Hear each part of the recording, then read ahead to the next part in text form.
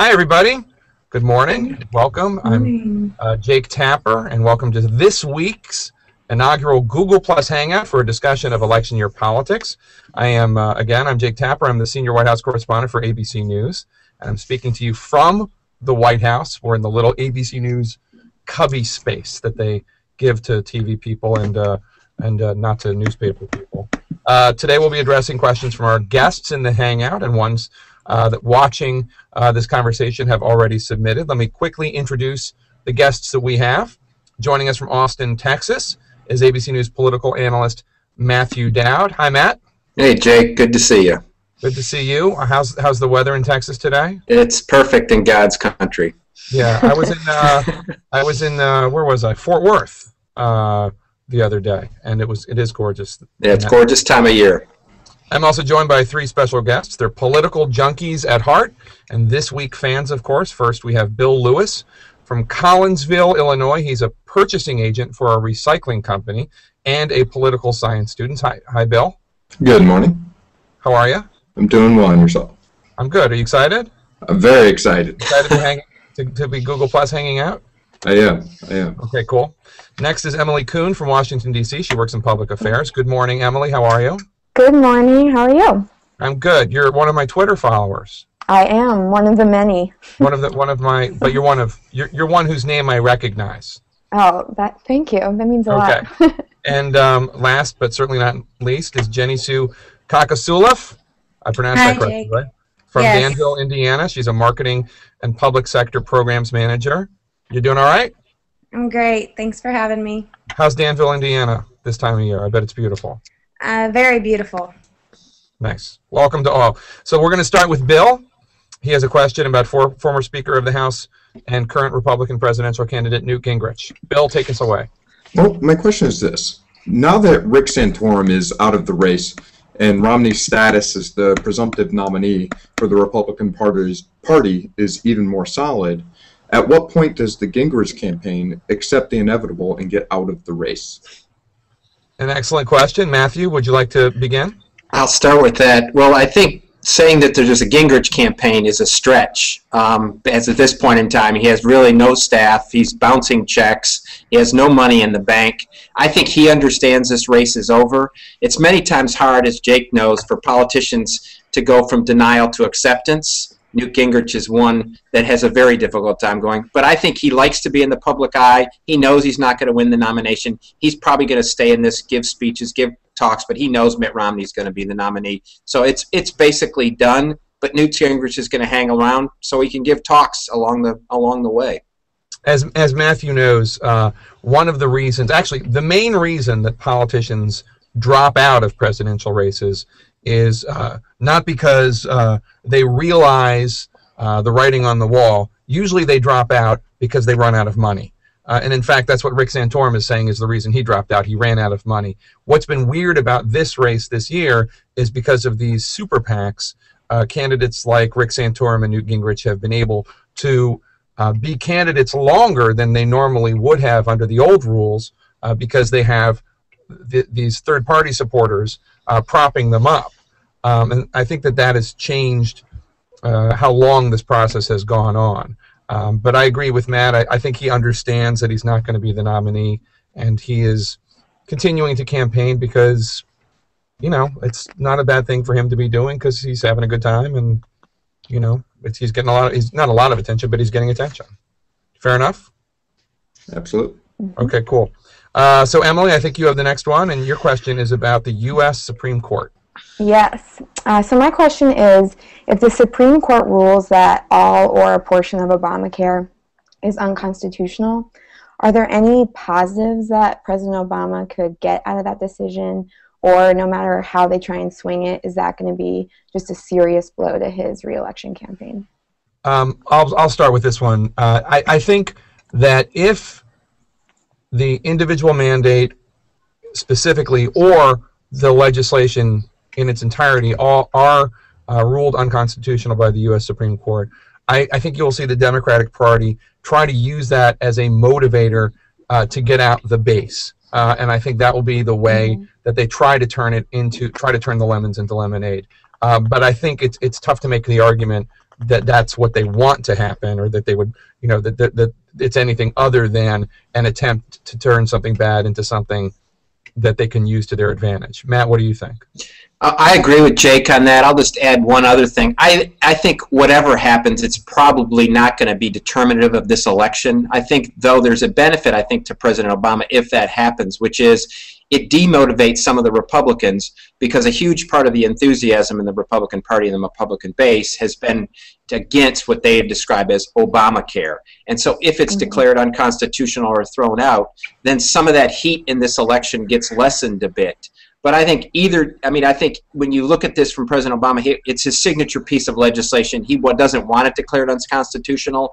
But if it does, I don't think it's going to really matter in this general election. It's not going to seriously harm him. In the end, I think this election is going to be decided fundamentally on whether or not people think the economy is headed in the right direction or off on the wrong track. But I think it demotivates Republicans if it's declared unconstitutional. And one other note, one of the reasons why I agree with Matt, one of the reasons why I don't think healthcare is going to be as big an issue this general election as it would have been had, for instance, Rick Santorum been the nominee, is because Mitt Romney, and he celebrated just yesterday, I believe, the 6th anniversary of what's called Romney Care, the Massachusetts healthcare law, also has an individual mandate, also has a lot of the things that are also in the federal bill. There are differences, of course. Now Romney tries to, thread the needle by saying it's obviously it's not interstate commerce if we're talking about just in one state, and you can explain the constitutional differences between Romney Care and Obamacare, but fundamentally the idea that the state shouldn't have, or the government shouldn't have, the right to tell you need to buy insurance, that's an issue that Mitt Romney doesn't want to talk about either, because he did it on the state level. And again, there are constitutional differences between doing it on the state level and doing it on the federal level, but as a political argument, it's not that strong. Matt, you agree with that? I totally agree with that. I think Mitt Romney was the wrong nominee of the Republicans if they wanted to make an argument about Obama's health care plan. It's just he just has a hard time. I don't think the Romney campaign wants to be having this a conversation over health care in this election. I think they want to make it about leadership. They may use the fact that it's declared unconstitutional that it's failed leadership. But if they're talking about health care in the fall, I don't think that's where Romney wants to be. Okay, Jenny Sue Kakasulov, your turn. Yes, we were discussing the lack of enthusiasm kind of on both sides. So that kind of segues into my question, which is, could a legitimate third-party candidate come in and shake things up this year? Matt, you want to go?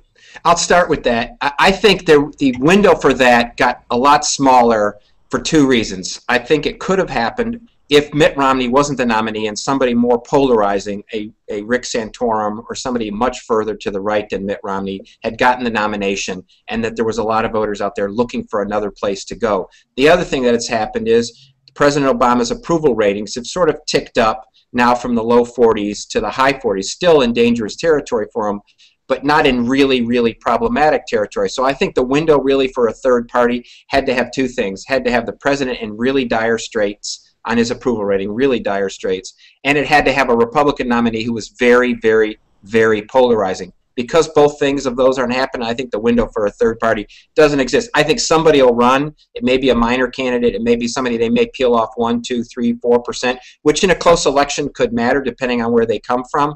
But a legitimate third party that has a real opportunity to get a serious number of votes, I think disappeared when Mitt Romney got the nominee and Barack Obama's approval rating ticked up. Okay, let's go now to some questions that have been submitted by viewers. The first one is from Jessica Pointer from Alexandria, Virginia. We'll come back to our friends Bill, Emily, and Jenny in one sec. But Jessica Pointer from Alexandria, Virginia asks, what would you see President Obama do as a lame duck to preserve his legacy, and do you see the president changing his tone/agenda in a second term? One thing we can say definitely will happen, whether President Obama is a lame duck in December or whether he is has been reelected, is that there's a whole heaping mass of tax and spending cut issues coming down the pike that nobody really wants to talk about.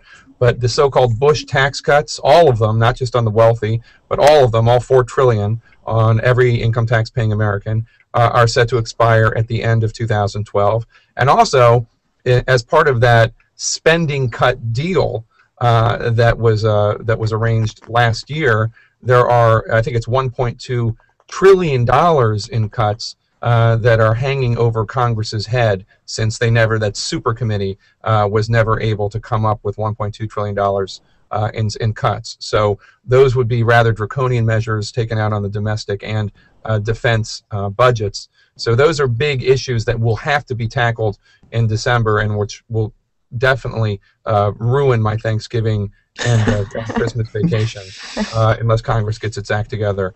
And of course, we know what you can do when you when you're counting on Congress getting its act together.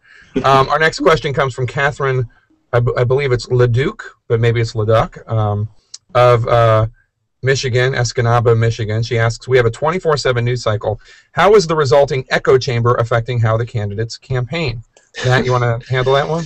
Sure. It's had a dramatic effect. I think having been involved in campaigns over the last 25 years and the huge change that has happened, where we've gone from basically 3 networks that covered campaigns to multiple cable outlets and now to the internet and all of that. And what I think it's really done is it's forced candidates to be very programmed and try to be as perfect as possible from the very beginning. And it has taken out some of the sort of test driving that you saw before. Candidates would go around the country, they'd give a speech and say, that didn't go over well, I'm going to adjust it. But because of how it's covered and because we're in these 15-minute, 5-minute news cycles, candidates are so now stripped of any sort of personality to a large degree that they then have to be perfect from the moment they're in and all of those moments throughout it.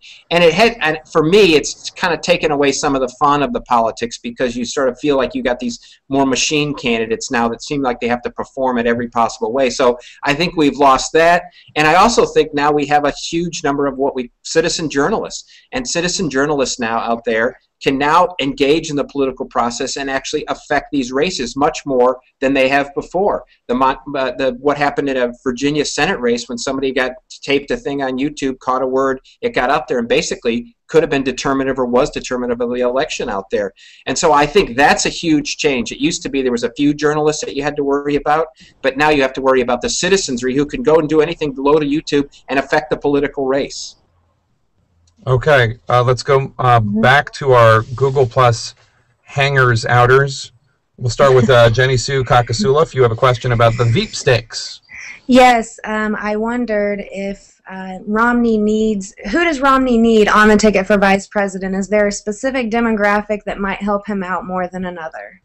I'll handle this and then go to you, Matt. I think he definitely, I believe it's conventional wisdom that he needs a vice presidential running mate who is regarded by the conservative movement as one of their own, because there are suspicions among conservatives about Romney and how conservative he truly is. I think that would be something, and that would be an area they're looking to shore up.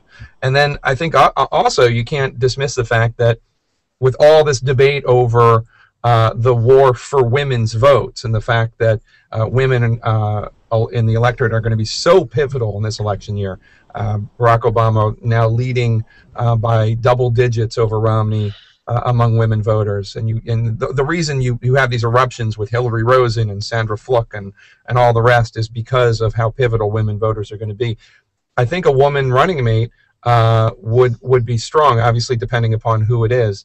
I would look at Governor Susana Martinez in New Mexico, Senator Kelly Ayotte of New Hampshire as two possible running mates for Mitt Romney. They might be a little new to the scene, but I would not be surprised if both of them, and certainly one of them, made the short list. Mr. Dowd, over to you. Sure. I mean, Jake's totally right about all that. I'll just add a couple of things. First thing is that you don't seek a running mate to help geographically. Running mates have never really helped. You don't pursue it that way. That's never really, you don't pick somebody and say, I'm now going to carry this state. It just doesn't. Last time that had any real effect was in 1960 when John F. Kennedy picked LBJ and it helped him carry Texas. But I think the first thing, to borrow something from medicine, that you have to, is they have to sort of look at the Hippocratic oath of politics, which is do no harm. And whether or not a running mate can help, running mates have hurt. And if they're going to be very cognizant of 2008 when these game change pick that was made by picking Sarah Palin. I think they're going to be very aware that they need to have somebody that is fully vetted, that's ready for prime time, that can go out there and engage and not make mistakes. And so they may want to pick somebody new and say, like, oh, this would be great. I think they're going to be really aware that they don't want to do something that could cause a narrative that basically says, oh my gosh, here we go, another one of these people that's not ready for prime time. I think that's going to be the first thing they're looking at. And Jenny Sue, I think your governor, I wouldn't be surprised if he made the short list as well, Mitch Daniels, who Matt knows well. He insists he's not running, though. Well, they all do. We'll see what happens. He hasn't been asked. He hasn't been vetted. But I mean, I think that he'll definitely be on that. I think he's people regard him as a first do no harm candidate. Okay, Emily, let's go to you. You have a question about the impact on of women voters. Yeah, so you kind of just answered my question a little bit, but obviously in the past few months there's been a lot of talk on the war on women, and we've even seen that a lot this past week too. And it seems to be increasing. I'm a young woman who cares a lot about these issues, but what issues? You know, part of me. These issues. What do you mean? You know, birth control, reproductive rights. You know, and the conversation this week, just with, you know, women working and the economy, everything, all issues, you know, impact women. But in this political world and the 24/7 news cycle, part of me feels that it's going to be old news come November. You know, there's going to be something else that pops up, maybe like North Korea. But do you think that this issue still has legs and it will continue to energize female voters to increase turnout in November? Or is there a chance that, you know, that's just what people are talking about now, but in a week or a month or, you know, in October, it's going to be back on the back burner? Well, do you think you're going to care about these issues any less in October? No, I won't, but the media might. I mean, this doesn't really have to. I mean, I doubt I'll be covering. I doubt I'll be talking about Sandra Fluck or Hillary Rosen in October. But I do think that you're going to hear a lot from both Mitt Romney and Barack Obama about issues pertaining to women, issues that they think will help win women voters. Barack Obama beat John McCain by 13 points when it came to women voters. Right now, he is. Last poll I saw, he's beating Mitt Romney by more than that among women voters, especially in key battleground states. I think you're going to hear. Well, you're in Virginia, is that right? I'm in D.C., Maryland, D.C. Well, you're near the Virginia media market, or Virginia's near the D.C. media market, so you will continue to hear, I think, issues from Barack Obama and his campaign, and also from Mitt Romney, because women in Northern Virginia are going to play a big role in this campaign. And who they ultimately pick. You're going to hear Mitt Romney talk about the economy and women, and how many women are out of work, and issues pertaining to women-owned small businesses. So I think you guys are going to be very, very important, a lot more important than lame white men like me and Matt. Matt, your thoughts, Matt? I agree with Jake on that. I think there's many key voter groups, Latino voters and small town voters and all that, but I think if you picked one, it's middle class working women voters. I think in the end that is going to be the decisive part of this election, especially in the Midwest, but in places, as Jake said, like Virginia. And so I think that it's not going to be contraception, and other reproductive issues may not be decisive. I think they're focused on the economy and the direction of the country. But I think women voters, there's going to be constant chapters like the Hillary Rosen thing, they're going to pop up. Jake's right, we probably won't be talking about her, but there's going to be other chapters that pop up because this is baked into the water table now, and there's a cultural divide that exists even among women. There's a huge cultural divide that exists among women. It's interesting to me that a big bunch of this war going on is women versus women. It's not necessarily men versus women, it's women versus women who are on different sides of the cultural divide. I'm being asked, I have one more here, and then we're going to have to close it down in a little bit. Sarita Burford, I apologize if I got that wrong, Sarita, asks, for Mr. Tapper, how has covering the Obama administration differed from covering previous administrations? And when interviewing a candidate or reporting on candidate statements, what responsibility, if any, do you think the media has in correcting known factually incorrect claims? Okay, those are two big questions. The first one, how has it differed? I didn't really cover, I wasn't the White House reporter during the Bush years, so I can't specifically speak to it, but I would say that they're very similar, generally speaking, in terms of, you have a White House that's very aggressive and wants to get its message out, views the media suspiciously, and you know, it can be a hostile, give and take relationship with the White House, and I don't really see any major differences in terms of just like the coverage aspect. In terms of, do I think the White House? I'm sorry. Do I think the media has a responsibility in correcting factually incorrect claims? Yes, absolutely, 100%. I think sometimes when you're interviewing a politician, sometimes, you know, a factually incorrect statement might get by you, but generally speaking, it is incumbent upon us to challenge them when they say things that are not true, 100%, and there is probably not enough of that in our media. So absolutely, I think that is the case. So that's it. We've been doing this for 20 minutes or so, and I've been told that that's about as long as these things should go. Jenny and Emily and Bill, you guys were awesome. Thank you so much for participating. Thank you. Be sure to let us know what you thought of the Hangout by posting your comments to this week's Google Plus page. There is a This Week Google Plus page. We'll post the entire conversation to abcnews.com/thisweek later today. Don't forget to tune in to This Week on Sunday morning. George Stephanopoulos will interview Treasury Secretary Tim Geithner.